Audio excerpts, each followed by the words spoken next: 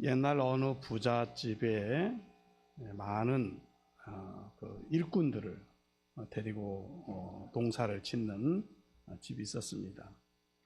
하루는 그 모습이 좀 어리석다라고, 좀 굼뜬다라고, 미련하다고 생각해서 주인이 좀 훈계를 해야 되겠다 해서 불렀어요.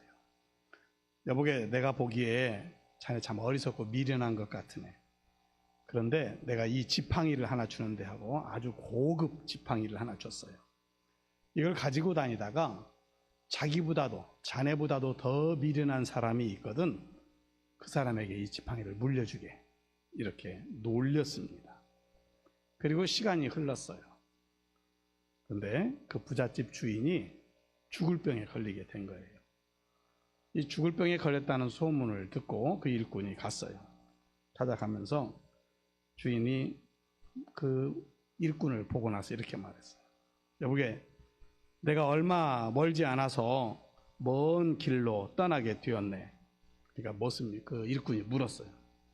어디로 가시며 갈 준비는 되었습니까? 이렇게 물었어요. 그랬더니 이 주인이 그 일꾼에게 다시 말했어요. 말귀도 못 알아듣는다고 하면서, 이놈아, 죽음의 길을 가는데 무슨 준비가 필요하냐? 어디로 가는지 내가 어떻게 아느냐? 핀잔을 주었습니다. 그때 그 일꾼이 그 주인에게 말했어요.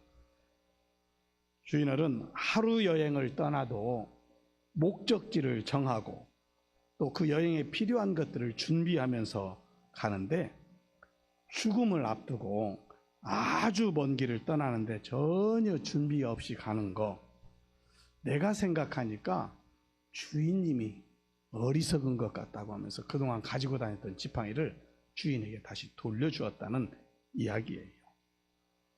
우리는 어디로 가는지 잘 모르고 살아가고 있는 사람들이 많아요. 예수를 믿으면서도 확신이 없어요. 그저 살다 보면, 내가 들으니 예수를 믿으면 천국 간다고 하는데 가면 좋고, 안 가도 이 세상이 끝나는 것이지, 이 정도의 신앙, 이것은 바른 신앙이라고 말할 수 없어요. 원하기는 슬기로운 신앙생활을 하는 성도들이 되기를 원합니다. 오늘 본문의 말씀은 노아 시대의 사람들이 타락해서 홍수의 심판을 받게 되어지는 내용이에요. 그래서 오늘 본문은 그 6장에서부터 10장까지가 노아에 대한 이야기인데 좀 잘라서 읽긴 했어요.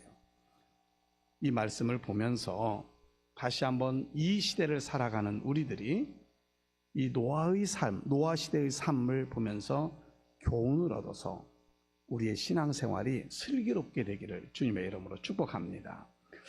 이 구원받은 노아와 그의 가족들, 그리고 방주에 들어갔던 동물들은 살아남았다 하는 이야기가 이 노아의 기록이지요. 그런데 당시의 사람들은 그럼 어땠어요? 세상 것에 취해서 죄에 대해서 심판이, 형벌이 있다는 사실도 깨닫지 못하고 살았어요. 그러니 심판에 대한 대비도 없었던 거죠. 그저 세상만 바라보면서, 세상에 취해서, 세상의 연락에 빠져서 살아가고 있었던 거죠. 그리고 이제 우리가 이 노아의 홍수 사건을 통해서 아는 것은 그들은 다 멸망의 자리에 이르게 되어지는 것을 보게 돼요. 그러면 슬기로운 신앙생활을 하는 성도가 되려면 어떻게 해야 되는가? 먼저는 한번 따라서 합시다. 주의 은혜를 사모하자. 주의 은혜를 사모하자. 노아 당시의 사람들이 너무나 죄로 인해서 타락해 있었어요. 사람의 죄악이 세상에 가득했다 그랬어요. 그래서 그 마음으로 생각하는 모든 계획들이 항상 악했다. 이게 당시의 사람들의 모습이에요. 그런데 이 모습을 하나님께서 보시고 사람을 지으신 것을 후회하셨다고 그랬어요. 얼마나 타락했으면 우리를 만드신 하나님께서 후회하셨을까요? 그리고 그들을 지면에서 쓸어버리기로 작정을 하시는 것을 보아요. 하나님께서는 이처럼 부패한 인생들의 수명을 120년으로 제한을 하셨어요. 그리고 유예 기간을 주면서 노아에게 방주를 지으라고 하는 것이죠. 120년 후 무드셀라가 죽을 때에 이 홍수 심판이 올 것을 이미 예고해 놓았어요.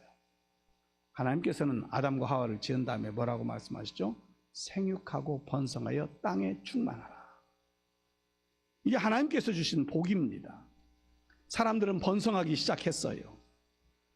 그럼 번성하게 되어지면 더욱더 하나님께 영광을 돌리는 삶을 살아야 될 텐데 오히려 죄악이 땅에 넘쳐나는 모습이 되고만 거지요.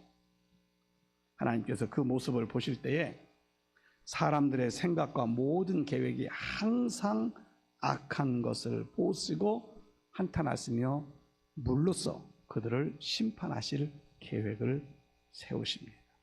그런데 그 시대에 노아는 그러한 시대적 상황 속에 살았지만은 은혜를 받은 그러한 삶을 살았다 그 말이에요. 창세기 6장 8절에 있는 말씀을 통해서 보면 그러나 노아는 여호와께 은혜를 입었더라. 그러나라고 하는 이 전의 이야기들은 죄악의 세상을 이야기합니다. 그 죄악의 세상 속에 있지만 그러나 노아는 여호와께 은혜를 입었더라. 우리가 사는 이 세상은 어떤가요? 정치면 정치, 경제면 경제, 부정부패, 이권 다툼, 부조리 이런 것들이 많이 없어진 것 같으나 우리가 말하는 밑으로 지하로 숨어서 다 진행되고 있어요. 이런 모습을 보면서 우리는 이 시대를 살아가는데 뭐 사람들이 살면은 다 그렇게 사는 거지 뭐 좋은 게 좋은 거 아니겠어? 라고 생각한다면 그리스도의 정신을 잘 모르는 거예요. 이러한 세상 가운데 있지만 우리 스스로들은 하나님의 말씀이 삶의 기준이 되어져야 될 줄로 믿습니다. 세상의 풍속이 나의 신앙의 생활의 기준이 돼서는 안 된다.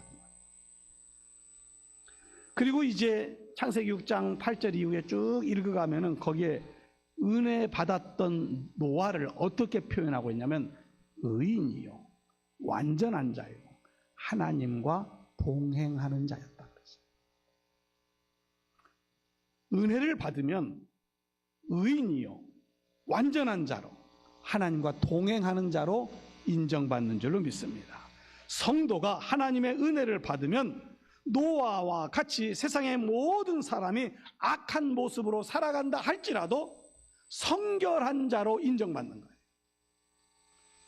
하나님께 인정받는 믿음의 용사들로 세워지기를 주님의 이름으로 축복합니다. 은혜 받은 사람은 영적으로 분별력을 가져요. 하나님의 뜻을 바로 알아요. 그러니 대비하면서 살아가는 거예요.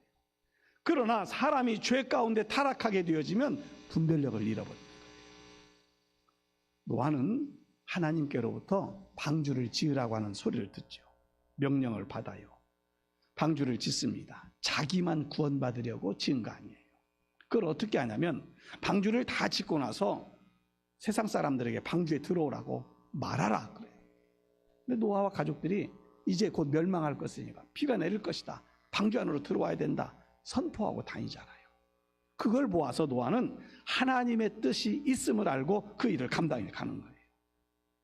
그런데 세상의 사람들은 하나님의 뜻을 깨닫지 못한 거죠. 방주에 올라가야 할 사람들은 방주에 타지 않았어요. 오히려 짐승들만 그 방주 안에 들어갔더라 그랬어요. 사람이 타락하면요 무지한 자 같아요. 영리한 것 같으나 무지해요. 왜? 하나님에 대해서 알지 못하기 때문에. 짐승이나 미물보다도 못한 존재가 되어지고 말아요. 이런 말 있잖아요. 세상에 이런 미물들이 이 땅의 움직임이나 이런 것에 매우 민감하다는 거예요. 옛날에는 배를 타고 항해하기 전에 쥐를 잡아가지고 배에다 집어넣었대요.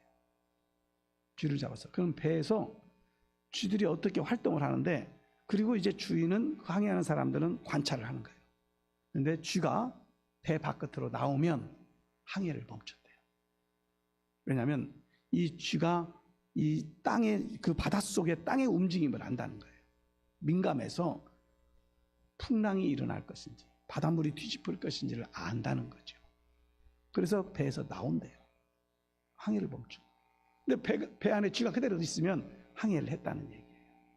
뭐 오늘날에야 이런 기상을 예보하는 것들이 너무나 발달되어져 있는 시대이기 때문에 그런 것이 효과는 없지만 아무튼 그렇게 얘기돼요. 여러분 옛날에 지금은 거의 포장도로에서 살지만 집 마당에서 놀았을 때 학교 운동장에서 놀았을 때 길거리 지나갈 때 개미들이 쭉 줄지어서 가는 거 보았을 거예요. 개미들이 줄지어서 가면은 어른들이 그때 그런 말 했어요. 야, 비 오겠다. 그걸 어떻게 알았을까요? 비가 오면 개미의 집에 물이 차니까 개미들이 이동을 한다는 거예요. 그래서 비가 올 거를 개미의 움직임, 한두 마리가 아니라 쭉 줄지어 가는 거 보고 그렇게 판단을 했다 하는 얘기예요. 이렇게 미물도 이런 모습으로 앞을 내다볼 수 있는데 하나님을 알지 못하는 사람들은 깨닫지 못한다. 분별력이 없게 되어지더라 하는 거예요. 그러다가 결국에는 화를 당하게 되어져 있어요. 하나님께서 이 세상에 교회를 세우신 것은 복음을 전하며 하나님께로 돌아오게 하려고 하는 경륜 가운데에서 행하신 거예요. 은혜를 받고 구별된 백성으로 살아가면서 이제는 우리는 하나님의 심판에 이르지 않는 것이죠. 그리스도의 복음 안에 있지 않으냐면 심판 아래에 팽개쳐질 거예요. 방주를 예비했던 노아, 사람들이 그를 향해서 어리석다고 했어요. 한 해 두 해도 아니고 120년 동안을 방주를 지었어요. 그러나 실제로 어리석은 것은 방주를 만들었던 노아가 어리석은 것이 아니라 방주에 들어가지 않았던 그들이 어리석었던 것이. 왜? 하나님의 말씀을 신뢰하지 못한 까닭.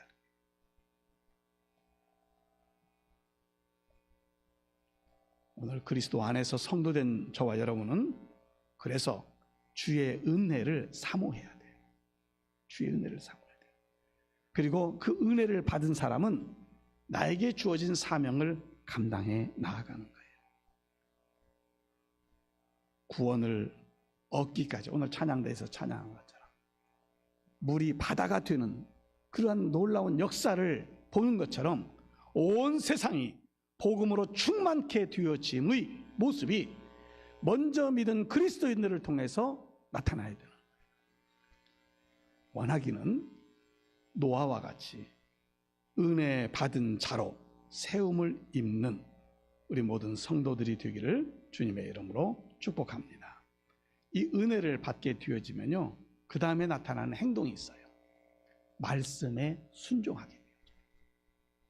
은혜 받은 성도가 사는 방법이 있다면 항상 주의 말씀을 듣고 그 말씀을 순종하면서 사는 거예요. 하나님께서 노아에게 방주를 만들어라 했을 때 노아가 방주를 본 적이 있을까요? 없어요. 비가 오는 것을 본 적이 없어요. 우리가 이렇게 생각해야 돼요. 비가 오는 것을 본 적이 없는 그들에게 앞으로 비가 내릴 것이라는 것을 말씀해 주는 거예요. 비가 무엇인지를 몰라요. 그 전에는 비가 내리지 않았어요. 그럼에도 불구하고 하나님께서 말씀하시니까 순종한 거예요. 여러분, 내가 이해되어지고 경험되어지고 이치에 맞으니까 순종하는 것은 순종이 진짜 순종이 아니죠. 내 이치에 맞지 않아도 내 경험과는 상관이 없어도 하나님의 말씀이기에 내가 순종합니다. 이게 믿음의 사람의 모습이에요. 노아는 그런 모습이죠. 말씀에 순종하면서 살면 세상과 구별된 자로 되는 거예요. 내가 세상과 구별되어 살아야지 결단하지 않아도 돼요. 말씀에 순종하면 되는 거예요. 그렇지 못하고 당시에 노아의 시대 사람들 타락하고 육신적으로 세속적인 삶을 살았던 것을 보게 돼요. 세상 사람과 우리가 똑같이 돼서는 안 될 거예요. 하나님을 떠나 말씀을 들으려 하지 않고 사는데 어떻게 순종할 수 있겠어요? 노아가 하나님의 말씀에 순종해서 120년 방주를 만들면서 방주를 3층으로 만들었다 그랬어요. 길이가 171m 정도 돼요. 높이가 17m, 폭이 약 29m 정도 됩니다. 톤수로 환산을 해보면 약 13,960톤. 배의 크기가 이 정도예요. 왜 하나님은 노아에게 이와 같은 방주를 만들라고 하셨을까? 노아의 가족만 구원하시기를 위한 것일까? 그렇지 않아요. 누구든지 돌이켜서 하나님께로 오는 자들을 구원하시고자 하신 계획과 목적을 가지고 방주를 지으라고 말씀하신 거예요. 누가복음 25장에 가서 보면 열처녀의 비유가 나옵니다. 신랑을 기다리는 열처녀. 잘 아는 비유죠. 5처녀, 등과 기름을 준비한 처녀. 또 5처녀는 등만 준비한 처녀들. 등과 기름을 준비한 처녀들을 지혜로운 처녀들이라고 얘기했고, 등만 준비한 처녀들을 미련한 처녀들이라고 얘기했어요. 이 모습은, 기름은 성경에 보면 성령을 상징적으로 표현할 때 그렇게 쓰고 있어요. 우리는 그렇게 생각해요. 신랑이 한 명 오는데 10명의 처녀들이 기다리는 거, 이거 이상하지 않나요? 성경을 읽으면서 그런 이상한 것을 좀 질문을 좀 해보세요. 저한테 전화해서. 우리 문화에는 그게 없지만은 서양 문화에는요, 신부가 결혼하면 신부 친구들이 들러리를 씁니다. 들러리들이 같이 기다리는 거죠. 그래서 신부라고 표현하지 않고 열처녀라고 표현하고 있어요. 10명의 신부가 기다리는 게 아니에요. 열처녀들이 기다리고 있어요. 신랑을 맞이하려고. 그럼 신부는 한 사람이었겠죠. 중요한 것은, 기름을 준비한다는 것은 오늘날 영적인 해석으로 성령을 사모한다는 말이에요. 슬기로운 5처녀, 지혜로운 5처녀와 같은 등과 기름을 준비하는 성도들이 되기를 원합니다. 이 등은 외형적 신앙을 이야기하는 것이고요. 그리고 그것은 뭐 교회도 다니고 헌금도 드리고 직분도 얻고 하는 이러한 외형적 신앙의 모습이에요. 그러나 기름은 성령의 충만함이에요. 우리는 이런 외형적으로 신앙생활하는 모습도 중요하지만 성령의 감동이 있어야 돼요. 그것이 성도의 아름다운 모습이라 이렇게 볼 수가 있어요. 노아 시대에 아벨과 셋, 아벨이 죽고 나서 셋의 계보를 이은 사람들이 쭉 성경에 기록이 되어 있어요. 그러면 이 셋의 계보들은 하나님께로부터 택함 받은 자들의 계보예요. 가인의 계보가 아니잖아요. 하나님께로 택함 받은 자의 계보인데, 그들이 세상 가운데 살면서 세상을 보고 연락했다. 가인의 후손들과 함께 더불어 살아버린 거예요. 하나님의 말씀에 순종하는 신앙이 아니라 자기의 생각에 좋은 대로 세상의 풍조를 따라서 사는 사람들이었어요. 그래서 창세기 6장 2절에 가서 보면 하나님의 아들들이 사람의 딸들의 아름다움을 보고 자기들이 좋아하는 모든 여자를 아내로 삼은지라 그랬어요. 이게 문제죠. 하나님의 아들들, 택함 받은 자들이 바로 그렇지 않은 자들과 아름다움을 보고 아내로 삼았다 하는 거죠. 그리고 그 이후에 읽어가면 이는 그들이 육신이 됨이라 그랬어요. 육신이 된다. 타락한 신자의 모습을 보여주는 거예요. 성령 충만한 믿음을 가지지 못하면 하나님의 말씀에 순종하지 못해요. 성령 충만한 믿음이 없으면 그것에 아무런 유익이 없다고 생각을 해요. 그런데 성경에서 우리에게 말하는 것은 성령의 충만함을 받으라 말씀하고 있어요.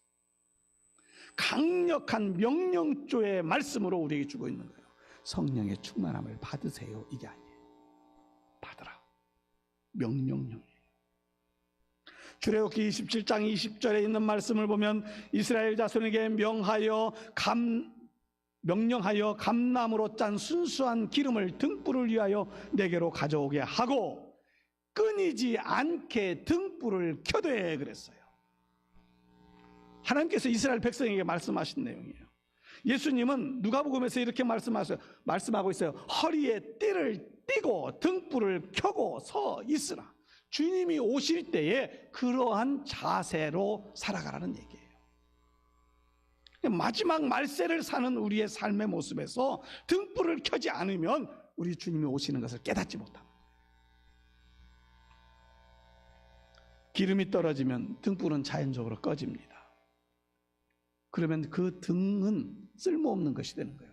기름이 없는 등은 쓸모가 없어요. 맛 잃은 소금이 밖에 던지워져 사람들에게 밟힐 뿐이니라 한 것과 똑같은 거예요. 미련한 다섯 처녀 기름을 준비하러 간 사이에 신랑이 왔어요. 그리고 결혼잔치가 시작되고 문은 닫혔어요. 문 닫힌 후에 낭패 보는 자들이 되어지지 말아야 되겠죠. 슬기로운 신앙생활을 통해서 주의 말씀에 순종함으로 주의 은혜 속에 거하는 우리 성도들이 되기를 주님의 이름으로 축원합니다. 마지막으로 이렇게 성령의 충만함을 받게 되어지면요, 소망의 삶을 사는 거예요. 여러분, 내가 이 세상 떠나기 전에 주님이 오시면 은혜고 감사한 일이지만, 주님이 오시지 않더라도, 아직 때가 안 돼서 오시지 않더라도 내가 먼저 하나님의 나라에 갈 때 천국 갈 것을 확신하십니까? 한 10명 소리 나네요. 여러분, 천국이 여러분의 것임을 확신하십니까? 예배 때 좀 아멘 좀 하세요. 아멘은 그렇습니다라는 거예요. 그렇습니다. 천국에 대한 확신이 없는 세대를 살아가고 있어요. 예수 믿는 사람들 가운데에서도 천국이 있다는 확신을 가지고 내가 죽으면 천국에 간다. 물론 어느 장소나 공간은 아니에요. 하나님의 통치 아래 있다는 얘기예요. 내 영혼이. 확신이 있어야 되는데 그저 이 땅에서 좀 잘 먹고 잘 살고 편안하게 살고 마음 좀 행복하게 사는 거, 그러기 위해서 신앙생활 하시나요? 의미 없어요. 하나님께 소망을 두시기를 바랍니다. 타락한 세상 가운데에서 하나님께 소망을 두었기에 노아는 방주를 지을 수 있었어요. 당시의 사람들은 오로지 먹고 마시고 시집가고 장가가고 세상 일에 마음을 두면서 끝없이 타락과 방종의 죄악된 세상으로 살아가고 있었어요. 모두 치우쳐서 그 길로 나아가니 세상이 죄악으로 관영했다. 그러한 모습이 하나님의 진노의 대상이 되어서 심판하시기로 작정하신 것이죠.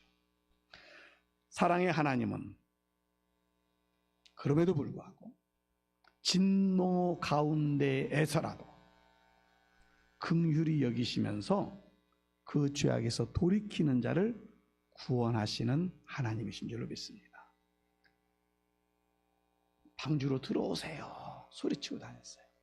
들어오세요, 다 따라오세요. 그리고 따라오는 사람 들어오고 나서 문 닫았냐? 그렇지 않았어요. 일주일을 기다렸대요. 들어오세요 하고 문 열어놓고 일주일을 기다렸어요. 그게 사랑의 하나님이세요. 멸망에 대해서 말씀하시지만 구원받을 자들이 회개하고 돌아올 그 시간을 기다리시는 하나님이시다. 아무리 호화롭고 멋지게 보여지는 모든 것들도 한순간이면 다 무너지대요. 지진 한 번이니까요, 모든 게 다 무너지대요.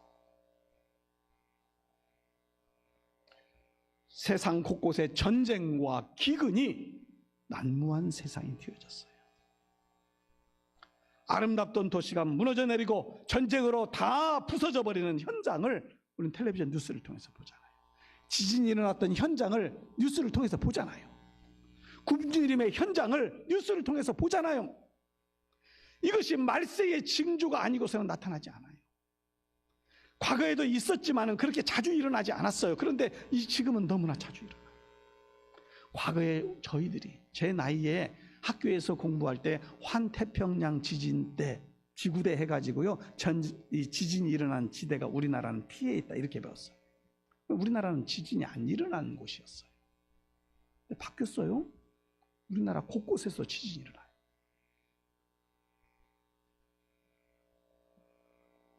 그런데도 사람들은 관심이 없어요.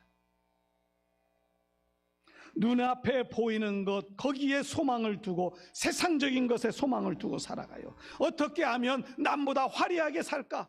어떻게 하면 아름답게 살까? 어떻게 하면 즐기며 살까? 여기에 관점이 있지, 어떻게 하면 천국을 소망하면서 살까? 관심이 없어요. 세상적인 것에 몰두하여 골몰하여 살아가는 모습. 그러나 은혜를 받았던 노아는 어땠어요? 당대의 사람들과는 달리 하나님께 소망을 두고 하나님을 예배하는 자로 하나님과 동행하면서 살았잖아요. 오늘 이 노아의 삶과 같은 은혜가 우리 성도들의 삶에 있기를 바랍니다. 하나님의 말씀, 명령에 따라서 방주를 지은 이후에 때를 기다리는 노아와 같이 어느 때 반드시 이 세상에 종말의 때가 있을 거예요. 그런데요, 이미 방주의 문이 일주일간 열렸던 것처럼 이 세상에 구원의 문이 열려져 있어요. 그것은 독생자 예수 그리스도를 이 땅에 보내주신 하나님의 사랑의 표현입니다. 그래서 그 하나님께서 세워놓으신 교회를 통해서 방주의 문이 열려졌기 때문에 교회는 하나님의 구속의 은혜 안에 세워져야 되고, 교회는 오직 예수님만 높이는 교회가 되어져야 돼요. 그것이 구원의 방주이기 때문에 구원의 방주 안으로 들어오라고 우리는 외쳐야 될 사명감이 있는 거예요. 이사야 55장 3절 이하에서부터 쭉 내용을 보면요, 너희는 귀를 기울이고 내게로 나와 들으라. 그리하면 너희의 영혼이 살리라. 내가 너희를 위하여 영원한 언약을 맺으리니 곧 다윗에게 허락한 확실한 은혜이니라. 이사야 55장 7절 악인은 그의 길을, 불의한 자는 그의 생각을 버리고 여호와께로 돌아오라. 그리하면 그가 긍휼히 여기시리라. 우리 하나님께로 돌아오라. 그가 너그럽게 용서하시리라. 사도행전 16장 31절 이르되 주 예수를 믿으라. 그리하면 너와 내 집이 구원을 받으리라 하고, 마태복음 11장 28절 수고하고 무거운 짐진 자들아 다 내게로 오라. 내가 너희를 쉬게 하리라. 로마서 10장 13절 누구든지 주의 이름을 부르는 자들은 구원을 받으리라. 지금도 수많은 전도자들이, 수많은 목회자들이 복음의 현장에서 말씀을 외치고 복음을 전하는데도 불구하고 요즘은 뭐 유튜브, 방송 매체 얼마나 많은 것들이 복음이 흘러가는지, 물론 거기에 이단들도 있어요. 분별해야 될 책임 우리 가운데 있지만 주께로 돌아와 구원받으라고 하는 메시지가 얼마나 많이 전파되고 있습니다. 그 구원의 문에 들어가지 않으면 기회는 상실되는 거예요. 창세기 7장 1절에서 너와 내 온 집은 방주로 들어가라. 그리고 120년 동안 지은 방주에 노아의 가족이 들어갑니다. 사람들은 끝내 방주에 하나도 들어오지 않았어요. 끝까지 먹고 마시고 타락한 삶을 살았던 것이지요. 미련한 5 처녀가 기름을 준비하지 못해서 기름 떨어지자 기름 구하러 간 사이에 신랑이 왔더라. 문은 닫혔어요. 문이 닫힌 이후에 아무리 노크를 해도 그 문은 열려지지 않았어요. 지금 구원의 문은 활짝 열려 있습니다. 저와 여러분은 복음에 나팔 쏘야 되겠죠. 이 구원의 문에 들어와야 영원한 하나님의 나라의 백성으로 소망 중에 살아갈 수 있다는 것이죠. 은혜 받을 때가 있고 구원 받을 때가 있는 거예요. 하나님의 때가 한 번 지나가게 되어지면 기회는 없는 겁니다. 노아와 같이 하나님께 소망을 두고 성령의 충만함을 사모하면서 주님을 맞이하는, 그리고 우리의 삶의 현장에서는 슬기로운 신앙생활을 하는 성도로 세움을 입고 주님께는 영광이요 여러분들의 삶에는 기쁨과 행복이 넘치는 복된 은혜가 있기를 주님의 이름으로 축원합니다. 기도합니다. 사랑이 많으신 하나님, 노아의 시대의 모습을 보면서 오늘 우리가 살고 있는 이 시대의 모습과 비교해 봅니다.